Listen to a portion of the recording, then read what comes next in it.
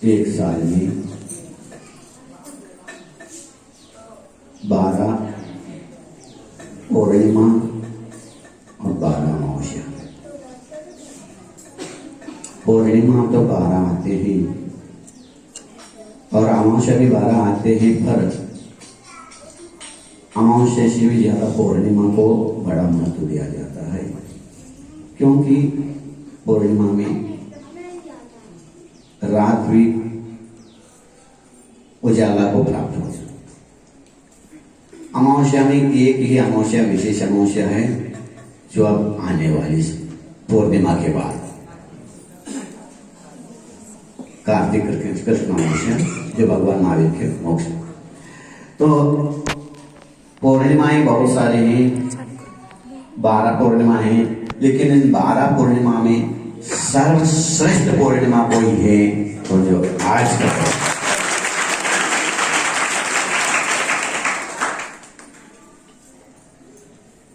तो आज शरद पूर्णिमा है। तो शरद पूर्णिमा, शरद ऋतु प्रारंभ हो गया है, तो शरद पूर्णिमा सर्वश्रेष्ठ क्यों माना गया है? क्योंकि इस पूर्णिमा के दिन रात में आज आप लोग करके देखना, सब लोग करना, क्या खीर नहीं खाना? खीर ज्यादा खाते हैं, खीर नहीं खाना। आप लोगों के आंखों की ज्योति तेज करना है, तो ये काम करना, आज रात में अपने अपने छतों में जाकर के सुई में धागा पोड़ दे, पोड़ सकते हो, बिना टार्च के, बिना लाइट की, आंखों की ज्योति तेज हो जाती। तो आज का पूर्णिमा बहुत ही महत्वपूर्ण है, क्योंकि वैसे तो पूर्णिमा सारे अच्छे ही है, लेकिन आज शरद पूर्णिमा इसलिए अच्छा है कि आज का पूर्णिमा के दिन अमृत झरता है, ऐसा लोग बोलते हैं। किंतु किसी कवि ने लिखा, पूर्णिमा के दिन आकाश में तारे लुप्त हो जाते हैं। अमावस्या के दिन तारे साथ चमकते हैं, लेकिन पूर्णिमा के सूर्य चंद्रमा के प्रकाश के कारण तारे बहुत लुप्त जैसे हो जाते, दिखते हैं। तो ताराओं का पति चंद्र है, तारापति बोलते चंद्र को। तो चंद्रमा का उदय जब होता है, सब तारे लुप्त हो जाते हैं। तो किसी कवि ने लिखा, पूर्णिमा के चांद को देख करके, शरद पूर्णिमा का चंद्रमा को देख करके बोला, ताराओं के विरह में पूर्णिमा का चांद रोता है, क्योंकि ताराओं का पति चंद्रमा है, पत्नियां सब चली गई तो पति रो रहा है बेचारा वो। ताराओं के विरह में पूर्णिमा का चांद रोता है, और एक बेदर्द जमाना उसे अमृत झरना देता है। बेदर्द जमाना उसे अमृत झरना कहता है। वो दुखी है बेचारा, रो रहा है तकियों के। खैर, आज पूर्णिमा का चांद आकाश में तो उगा है पूर्व दिशा में, वो तो उग गया सवेरे, शाम को सवेरे, शाम को उग गया इधर, सवेरे सवेरे डूब गया।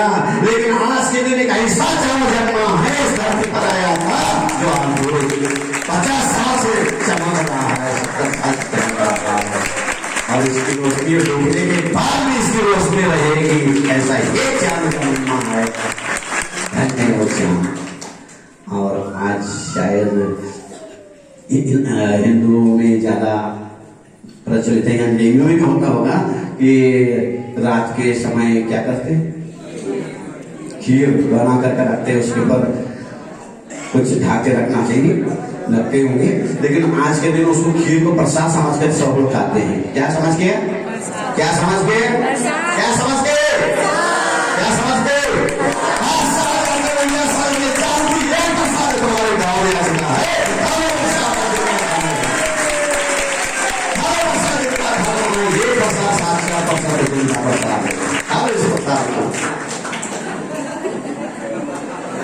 चार महीने से खा रहे हैं, ध्यान रखना, 4 महीने से 4.5 महीने से खा रहे हैं। मात बचे 15 दिन, 15 जितना खाना खा लो, प्रसाद किसका प्रसाद है? ये किसका प्रसाद है?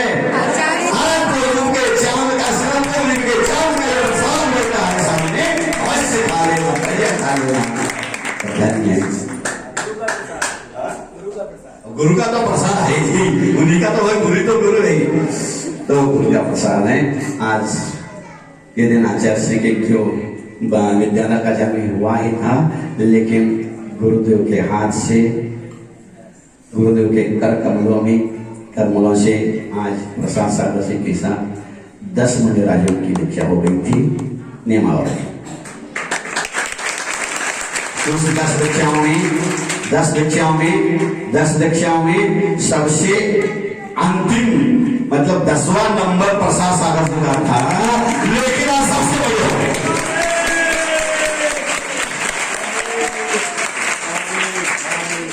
मैंने कई बार महाराज को जब भी देखता हूँ, कई बार सोचता हूँ इनकी शेरी की कद तो बहुत छोटी, कद सबसे संग में सबसे छोटा कद किसका है? तो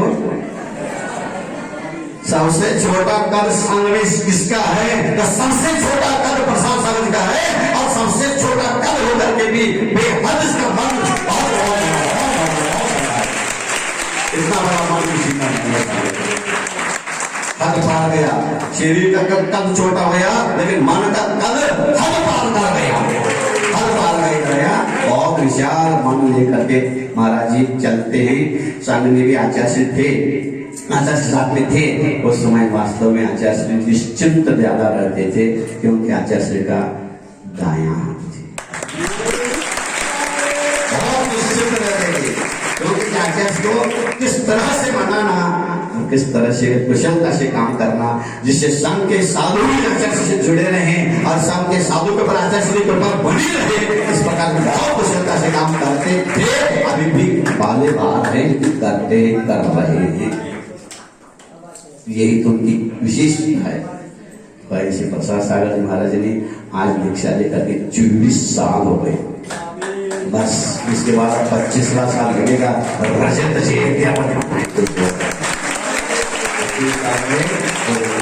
तो तीर्थंकर अपने 24 होते हैं, तीर्थंकर 24 होते हैं, तो 24 तीर्थंकर 10 प्रकार के परिग्रह का त्याग कर चुके हैं, तभी तीर्थंकर होते हैं। उसी प्रकार 10 मुनिराजा ने आज के दिन 10 प्रकार के कर्तव्य जा करके मुनि दीक्षा धारण की थी। आज महाराज के बहुत विशुद्ध हो गए थे उस समय। उसी प्रकार भाव अभी भी है उनके। देखो तो ऐसे निष्प्रिय साधु मुश्किल है, बहुत मुश्किल है। निष्प्रिय साधु कोई मतलब नहीं, श्रावक आए ठीक नहीं, अपने हाथ से काम करा लेंगे, अपने हाथ से कर लेंगे, कोई मतलब नहीं, ना लाओ डांट पाट जाती कुछ भी नहीं चाहिए, कोई दुनिया से नहीं। ऐसे साधु मिलना हो, क्योंकि गुरुदेव बार बार कहा करते हैं, मेरे गुरुदेव दीक्षा लेना सरल है, संभालना कठिन है। संभालना फिर भी सरल है, संभालना फिर भी सरल है, किंतु दीक्षा लेने के बाद जो पुण्य का प्रताप होता है, उस पुण्य के प्रताप से जो ख्याति लाभ दुनिया में मिलती है, उस ख्याति लाभ से बच के रहना सबसे खतरनाक है, सबसे कठिन। क्योंकि ख्याति लाभ में बड़े बड़े साधु भी बह जाते हैं।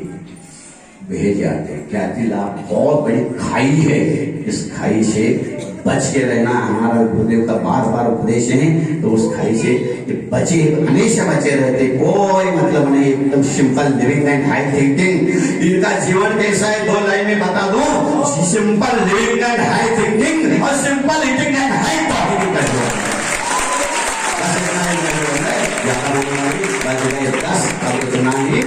बस प्रसाद सागर